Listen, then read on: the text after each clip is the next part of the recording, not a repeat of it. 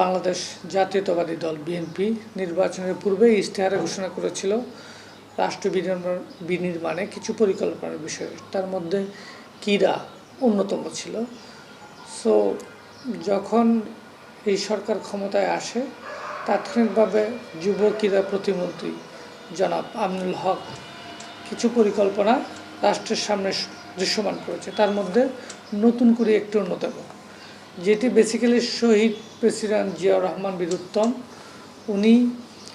ওনার আমলে নতুন করে সাংস্কৃতিক অঙ্গনে একটা তৃণমূল থেকে প্রতিভা বিকাশের লক্ষ্যে বা ট্যালেন্ট হান্ট ওই ধরনের একটা কর্মসূচি নিয়েছিল। ওই আদলেই বেসিক্যালি এই নতুন কুড়িটা আমাদের দেশে জনাব তারেক রহমান মাননীয় প্রধানমন্ত্রী উনি এটি বাস্তবায়ন করেছেন।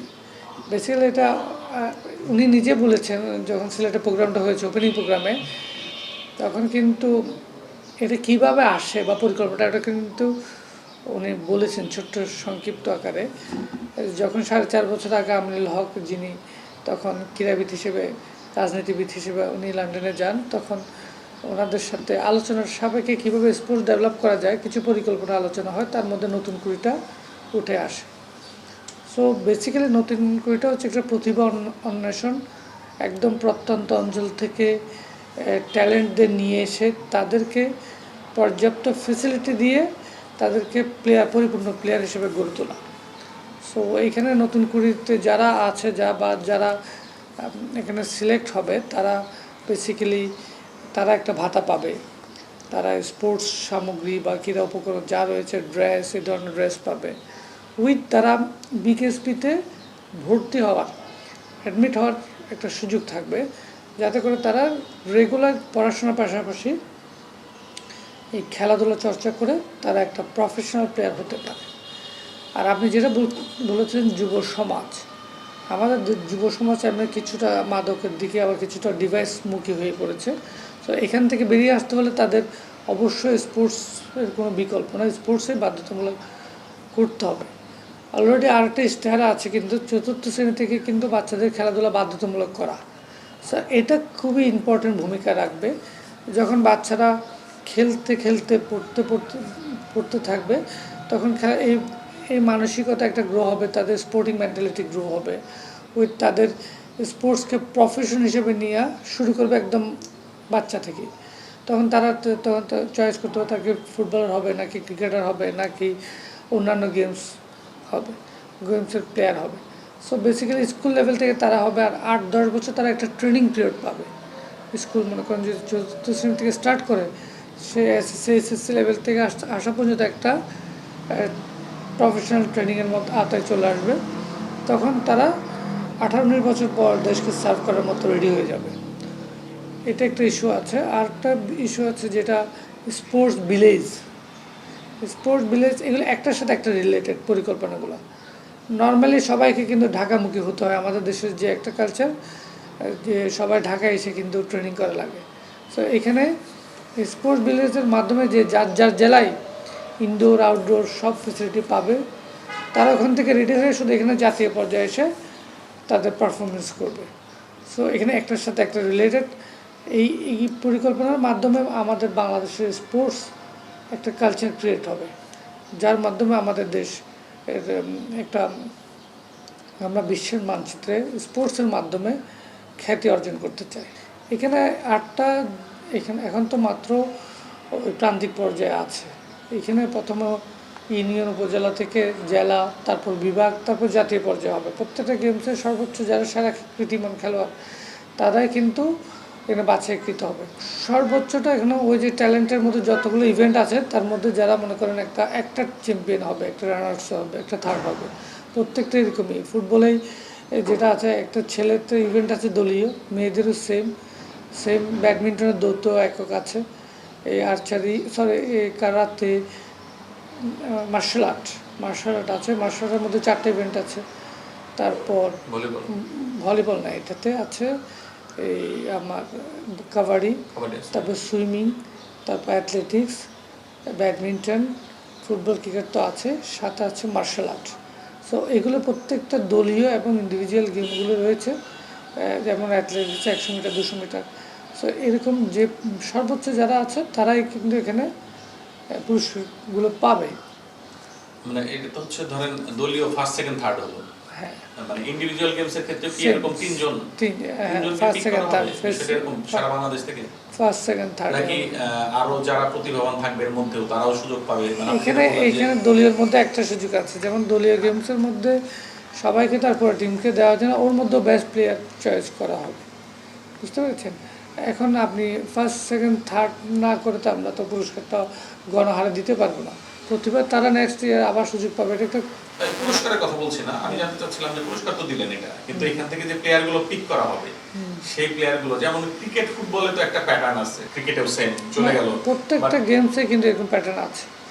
তাদের একটা ইউথ টিম আছে প্রত্যেকটা গেমসেরই, তারা ইউথ টিমে ঢুকে যাবে। বিকেএসপিতে যেমন চতুর্থ শ্রেণী থেকে ইন্ডিভিজুয়াল গেমসগুলো আছে।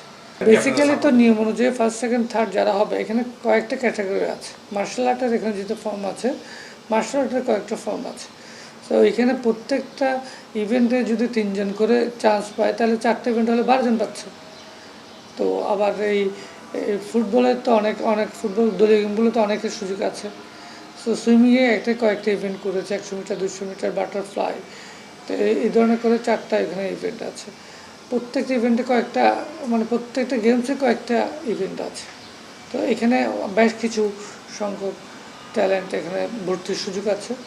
আর পুরস্কৃতভাবে জেলা পর্যায়ে পুরস্কৃত হবে, তারপর ধাপে ধাপে জাতীয় পর্যায়ে পুরস্কারটা এবং সার্টিফিকেট সবাই যার যার লেভেলে পাবে। না, জেলার থেকে বাছাই করে তো এখানে বিভাগীয় জাতীয় পর্যায়ে, বেসিক্যালি মূল জায়গাটা হচ্ছে ট্যালেন্ট হান্ট। এটা বাছাইকৃত সেরা যারা হবে তারাই কিন্তু বেসিক্যালি এই আপনার ওই যে বিকেএসপিতে ভর্তি হওয়ার সুযোগটা থাকবে। হ্যাঁ, যারা জিতবে তারা একটা ভাতা পাবে এককালীন। হ্যাঁ, ওটা নির্দিষ্ট করে এখন হয়নি, এটা প্রক্রিয়ার মধ্যে আছে। না, আসলে তো শুরু তো এত সহজ বিষয় না। বিষয়টা হচ্ছে পরিকল্পনাগুলো আমরা আগেই করে রেখেছিলাম, যে আমিনুল হক ভাইয়ের নেতৃত্বে কিন্তু আমরা যারা পিছন দিয়ে কাজ করছি তারা সবসময় এই পরিকল্পনা সাজিয়েছি কিভাবে আমরা এটা দ্রুত বাস্তবায়ন করা যায়। সো যার কারণে এটা দ্রুত ইমপ্লিমেন্ট করা সহজ হয়েছে। যদি পরিকল্পনা করা না থাকতো তাহলে হয়তো সরকারে বসে পরিকল্পনা নতুন করে করা লাগতো। সো এটা হোমওয়ার্কটা আগে হয়ে ছিল, এখন শুধু বাস্তবে রূপ নিচ্ছে। আর পাশাপাশি আরও অনেক পরিকল্পনা আসবে ধাপে ধাপে। অলরেডি 9টা পরিকল্পনা বাস্তবায়ন কার্যক্রম চলছে। ইনশাল্লাহ আগামীতে আরও কিছু পরিকল্পনা দেখবেন, সেগুলো খুবই এফেক্টিভ হবে বলে আমরা মনে করি। অলরেডি 22টি পরিকল্পনা তৈরি হয়ে আছে। এই পরিকল্পনা বাস্তবায়নের পর এই পরবর্তী পরিকল্পনা হাত দিবে। না, আমরা তো আসলে ওই কথার সাথে কাজে বিশ্বাসী মনে করি। আগে কি হয়েছিল, কি করেছিল, কি ভুল হয়েছে, ওগুলো তো আমরা তো যেতে চাই না।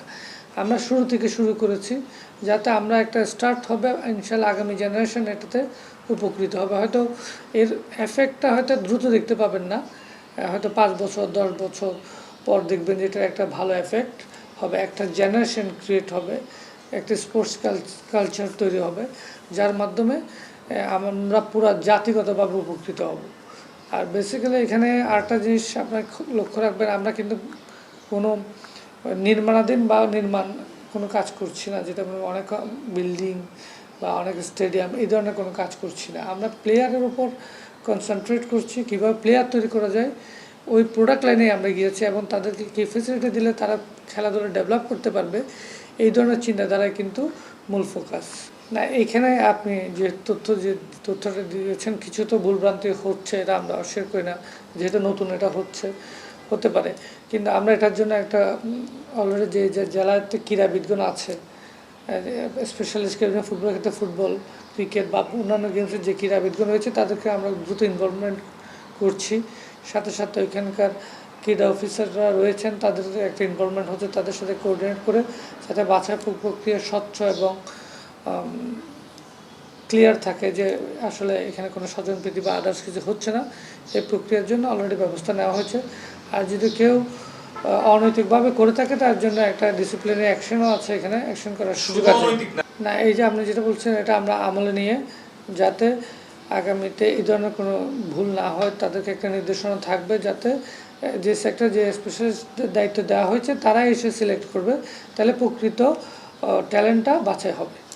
এটা আমরা কাজ করবো ইনশাল্লাহ। আমাদের দেশে অ্যাকচুয়ালি যেটা হয়, ফেডারেশন কেন্দ্রে কিন্তু খেলাগুলো তাদের নার্সারিং করা হয়।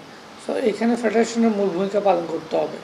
তারা প্লেয়ারগুলো যে ট্যালেন্টগুলো উঠে আসবে তাদেরকে টেক কেয়ার করে তাদের ফেডারেশনের ইয়ুথ টিম করতে হবে এখন, যাতে তারা বাচ্চা থেকে রেডি হতে থাকে। তারপর তাদের মূল টিমগুলোর কার্যক্রম ধারাবাহিক হতে হবে, তাদের রেগুলার ওই যে জাতীয় চ্যাম্পিয়নশিপগুলো আয়োজন করতে হবে, পাশাপাশি ইয়ুথদের নিয়েও জাতীয় চ্যাম্পিয়নশিপ আয়োজন করতে হবে, সাথে সাথে 3-4টা টুর্নামেন্ট, ঘরোয়া টুর্নামেন্ট হতে হবে, এবং ইন্টারন্যাশনালি তাদের কার্যক্রম থাকতে হবে। মিনিমাম 3-4টা ইন্টারন্যাশনাল টুর্নামেন্টে তারা প্রতি বছর পার্টিসিপেট করতে হবে। না হলে আমরা ওই যারা আন্তর্জাতিক পর্যায়ে পদবি পাবে না বা ইন্টারন্যাশনাল থেকে কোনো ভূমিকা রাখতে পারবে না, তাদেরকে কিন্তু আমরা ক্রীড়া ভাতায় অন্তর্ভুক্ত করব না। তাদের কার্যক্রম কিন্তু চলমান থাকতে হবে। শুধু দেখানো টুর্নামেন্ট দিয়ে বা ফেডারেশন থেকে নাম পাঠিয়ে দিলাম আমরা এই 4 জনকে আপনারা ক্রীড়া ভাতার আওতায় নিয়ে আসবেন, এগুলোতে আমরা এগুলো বিবেচনায় রাখা হবে না। আপনাদের সঠিক পারফরমেন্স করে যদি তারা নাম জমা দেয়, তাহলেই আমরা তাদেরকে ক্রীড়া ভাতায় আওতায় নিয়ে আসব। এখানে এটা সরকারি কার্যক্রমে অন্তর্ভুক্ত হয়ে গেছে অলরেডি প্রত্যেকটা ফেডারেশন, তো তাদের এগুলো জবাবদিহিতার আওতায় থাকতে হবে। আর জেলা পর্যায়ে কিন্তু মূল ভূমিকা রাখতে হবে। এই যে জেলা, এখন অলরেডি জেলা একটা কমিটি গঠন করে দেওয়া হচ্ছে, ওটার পাশাপাশি একটা নির্বাচন হবে দ্রুত। নির্বাচনের মাধ্যমে যে কমিটিটা আসবে তারা জেলা লিগগুলা স্টার্ট করবে, প্রত্যেকটা গেমসের লিগ স্টার্ট করবে, তারা ইয়ুথ টিম ট্যালেন্ট হান্ট করে তারা ওইখানে ক্যাম্পিং করে যারা দীর্ঘমেয়াদী প্রশিক্ষণের মাধ্যমে ওই প্লেয়ারগুলোকে প্রপার ট্রেনিংটা দেওয়া হয়। সো জেলা পর্যায়ে টুর্নামেন্ট, লিগ এগুলো ধারাবাহিকভাবে হতে হবে। প্রত্যেকটা গেমসে football, cricket, hockey, volleyball, basketball যে ফেডারেশনগুলো আছে প্রত্যেকটা রিলেটেড গেমস তাদের করতে হবে। এই জন্য আমরা প্রয়োজনে যুব ক্রীড়া মন্ত্রণালয়ের আওতায় প্রত্যেকটা জেলা ক্রীড়া সংস্থার সাথে হয়তো আমরা 2-1 করে ট্যাগ করে দিতে পারে, যেটা আমাদের আমিনুল হক ভাই অলরেডি চিন্তাভাবনা করে রেখেছেন মাননীয় মন্ত্রী মহোদয়, যাতে করে এই প্রত্যেকটা জেলা নজরদারিতে থাকে। তারা আসলে কি আমরা যে পরিকল্পনাগুলো দিয়েছি সেগুলিকে আদৌ বাস্তবায়ন করছি কি না, নাকি তারা ওই জেলা শুধু চেয়ারে বসে গল্পগুজব করার জন্য যাতে এখানে টাইম স্পেন্ড না করা হয়। ফেডারেশনগুলোকে একইভাবে আমরা হয়তো বা 1-2 জন করে যুব ক্রীড়া মন্ত্রণালয়ের প্রতিনিধি থাকতে পারে, যার মাধ্যমে ফেডারেশনগুলোকে আমরা নজরদারিতে রাখবো তারা আমাদের পরিকল্পনা বাস্তবায়ন করছে কিনা, নাকি তারা রিল্যাক্স মোডে আছে। দেখেন এখানে অলরেডি বলা হয়েছে আমরা ক্রীড়া ভাতাটা কিন্তু 4 মাস পর রিভিউ করবো প্লেয়ারের ক্ষেত্রে। এখানেই তো জব দিতে ফেডারেশনের সাথেই তো আছে। ফেডারেশন থেকে কিন্তু বেসিক্যালি আমরা চাইবো প্লেয়ারগুলো আপনারা দেন, কারা আপনাদের বেস্ট র্যাঙ্কিং আছে, কিভাবে পাঠিয়েছেন। তখন তারা তো আমাদের বলেছে আমরা এই টুর্নামেন্টের মাধ্যমে এটা দিয়েছি, বাট আমরা কি আদৌ টুর্নামেন্ট করেছি কিনা, কোন লেভেলে টুর্নামেন্ট করেছে, কোন লেভেলে ইন্টারন্যাশনাল ম্যাচ খেলেছে, এগুলো আমরা দেখবো, টেক কেয়ার করবো আমাদের প্রতিনিধির মাধ্যমে।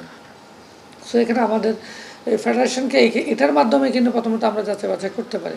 তারপরও তাদের কার্যক্রম আমরা যে শিডিউলগুলো দিব তারা আদৌ বাস্তবায়ন করছে কিনা, তাদের সাথে তো আমরা 1-to-1 বসবো, আমরা দেখছি প্রত্যেকটা ফেডারেশনের নজরদারিতে রাখবো। এবং ব্যর্থ হলে তাদের অপসারণ করা হবে কিনা এরকম মানে আপনারা চিন্তা করছেন? বেসিক্যালি এগুলো তো নির্বাচিত কমিটি হয়, তাদের মেয়াদ থাকে, তখন আমরা ফেডারেশনগুলোকে দেখেন, ফেডারেশনগুলোর সাথে এনএসসির কিন্তু একটা প্রক্রিয়া আছে। এনএসসির একটা অর্থ ফেডারেশনকে দেওয়া হয়, এই ধরনের আমরা কিছু সাংগঠনিক কার্যক্রম থাকতে পারে, জবাবদিহিতা আওতায় থাকবে, কারণ এটা তো বোথ সাইড, হ্যাঁ এটা দুইটা পক্ষেরই, যেটা নিবে সেটা সঠিক ব্যবহার হচ্ছে কিনা সেটা দেখব, আর যারা দায়িত্বশীল জায়গা আছে তারা সঠিক দায়িত্ব পালন করছে কিনা সেটাও কিন্তু বিবেচনায় রাখা হবে।